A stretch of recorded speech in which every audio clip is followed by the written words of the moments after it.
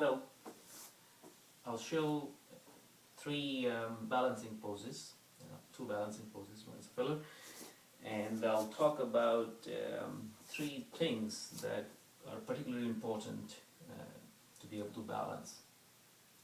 So the poses I will show today is Vrikshasan, the tree pose, then we'll do Garudasan, which is twist, thunder pose, and then we'll do Garudasan, the eagle pose, one of my favorite poses.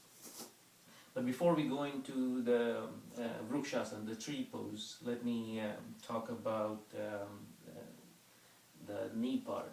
You see, yoga is focusing on muscles, engaging the muscles, not the joints. They say human beings are probably the only mammals who could stand without engaging their muscles. So we could just stand on the joints without engaging the muscles. However, that puts extra strain on the joints. So externally, one may not see the difference if I'm standing like this versus if I'm standing like this. But when I'm standing like this, yes, my back is slumped because my muscles are not engaged. My leg muscles, my back muscles are loose. And this, my leg, hip, and back muscles are very much engaged. I'm not stiff, but I'm firm. I'm engaging muscles. I'm using muscles to defy gravity. And that is the key thing, using muscles to fight gravity. If the gravitational force was to suspend for a moment, you should take off and not pile up. Okay, so let's go back to the knee part. This is really important. I'm going to show a couple different ways. So here. Okay, so this is loose leg, kneecap floating. You can see there is no firmness, and then the leg is relaxed. But if I firm up, you see, I pull the kneecap upward. I move, I lock the kneecap, not necessarily the knee, the kneecap. I firm up the kneecap, and then you see a shape of muscles in the leg. Now there is no loose floating fat anywhere in the leg. This is a firm leg. And that's what you want when you're doing any pose where you're standing with leg straight in the knee joint. You don't want to push your knee joint backwards. So you don't want to hyperextend the knee. So you don't want to push the knee. Knee joint only bends one way, right? This. It doesn't go sideways. Well, this sideways is from the hip joint.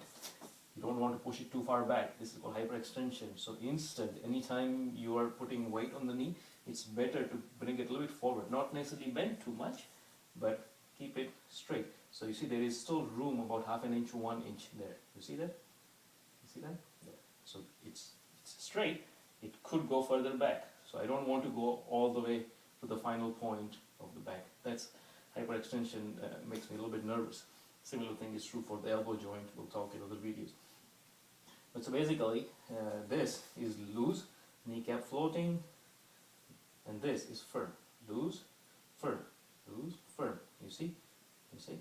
With some practice, you'll be able to get the control of these muscles, and you'll be able to firm up the leg. Okay, let's go back to the tree pose, the Vrikshasan. Good idea to start with a wall at your back. So you keep your heels about 2 to 3 inches so that your hips will touch the wall. You don't have to lean on the wall, so don't stand too far, otherwise you'll lean on the wall. Stand about 2 to 3 inches so your hips, your shoulders barely touch the wall. Okay, then lift one leg up, firm up the other leg. Pull the kneecap up, firm up the thighs and quads. How would somebody see if you're engaging the muscles or not? So this, I'm standing on the joints. You see my right foot is pushing my left waist out. So I'm not engaging any muscles. If I firm up left leg, left thigh, then it pushes against the right foot. There. Another way to engage muscles is to focus on sternum, center of chest, and then lift it as high as you can. As high as you can. Literally fly. Take off. Lift up.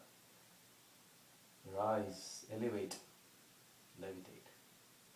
At least feel like that. So you push your foot really, really hard into the mat lift yourself up. Okay, try and keep pushing this knee further and further back towards the wall. Okay, now the 3 techniques. The foot that is on the floor, in my case, left foot. Focus on the big toe. So left big toe. Nail it, hammer it, press it as hard as you can into the mat, into the floor, into the ground. That is the center of your axis. Press it really, really hard. That will give you the grip. Literally grab the mat with your foot. With emphasizing the big toe. That's number 1. Number 2. Look in the line of your nose, straight out. Find a random point and keep staring at it. It could be a dot, a speck, anything in the line of your nose, and just stare at it. Don't analyze, don't think, keep staring at it. Number 3, breathe slow and deep. Press the big toe into the ground. Focus on a point in the line of your nose. And breathe slow and deep. For any balancing pose, these 3 things will be very, very helpful.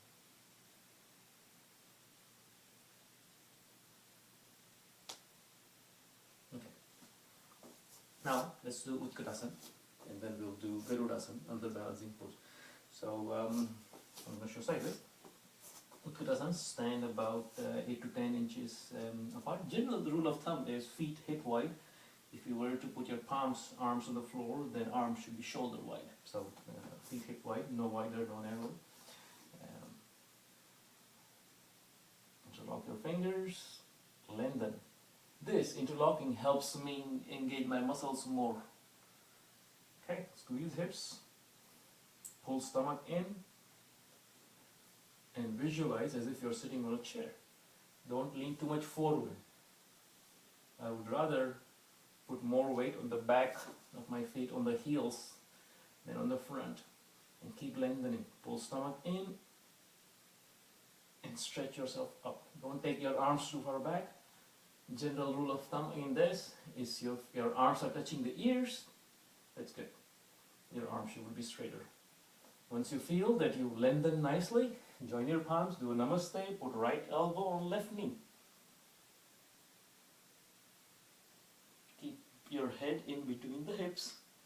If you are comfortable, your right shoulder may rest on right knee.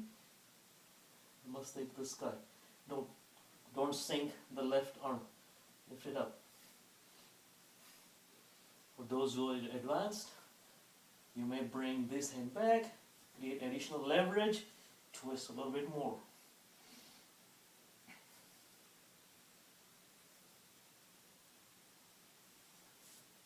Okay, on the other side you will do left elbow on right knee, and so same. Don't push one knee too far forward, right? So keep knees more or less aligned. Your goal is to bring head, keep the head between the hips. Right there. So not going this way or this way. Keep it all in the same plane. Alright, now let's talk about Garudasan, the eagle pose. Garud, eagle, stands for high flight, sharp vision, power. When you do the pose right, you will literally feel that the power is emanating from you. Remember the 3 tricks of balancing? Pressing the big toe into the floor, looking straight in the line of your nose, breathing slow and deep. Alright. Important thing to remember in this, both knees need to be bent. So I'm going to stand on the left leg, bend the left knee, bring right leg from up and around and wrap it as tightly as you can. The tighter the wrap, the more stable the pose. Okay, now press your big toe into the floor, look straight in the line of your nose, breathe slow and deep. Left leg, left foot is on the floor. Left leg is the pillar around which my whole body is wrapped. my lower body. I'm going to put my left hand out, right hand comes from up and around. Again, I'm pressing my big toe into the ground, looking straight in the line of my nose, on a random point, breathing slow and deep. Keep pulling your elbows as far away as you can, so 90-degree angle at the elbows. That's Garudasan.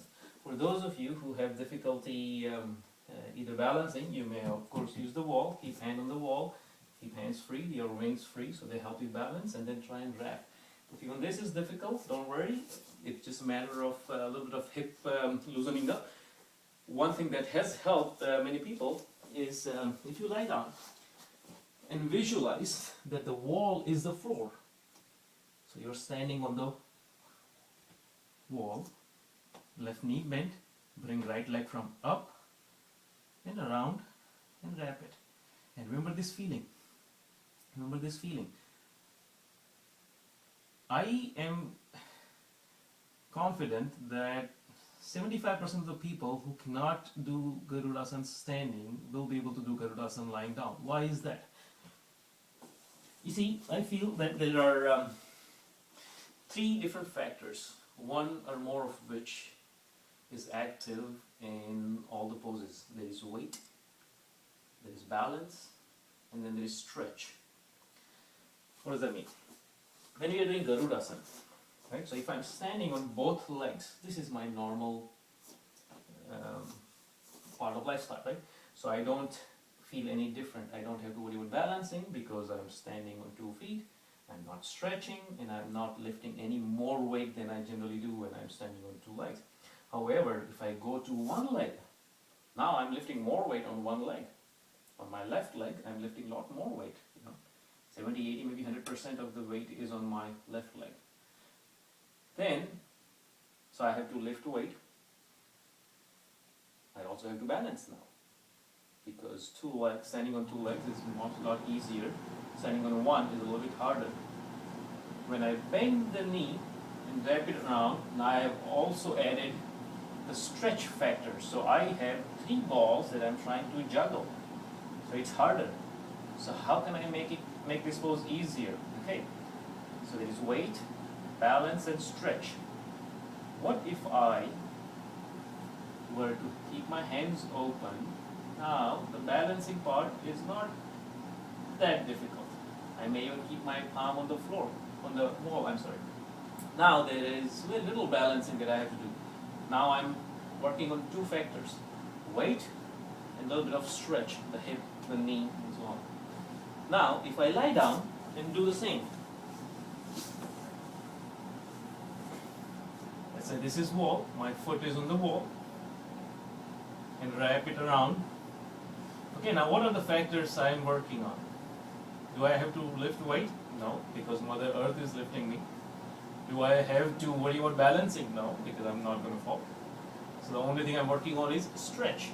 I'm loosening up my hip joint, knee joint, ankle joint, right? So the fewer factor you have in the beginning when you're learning a pose, the easier the pose to learn. So always keep that in mind. Weight, balance, and stretch.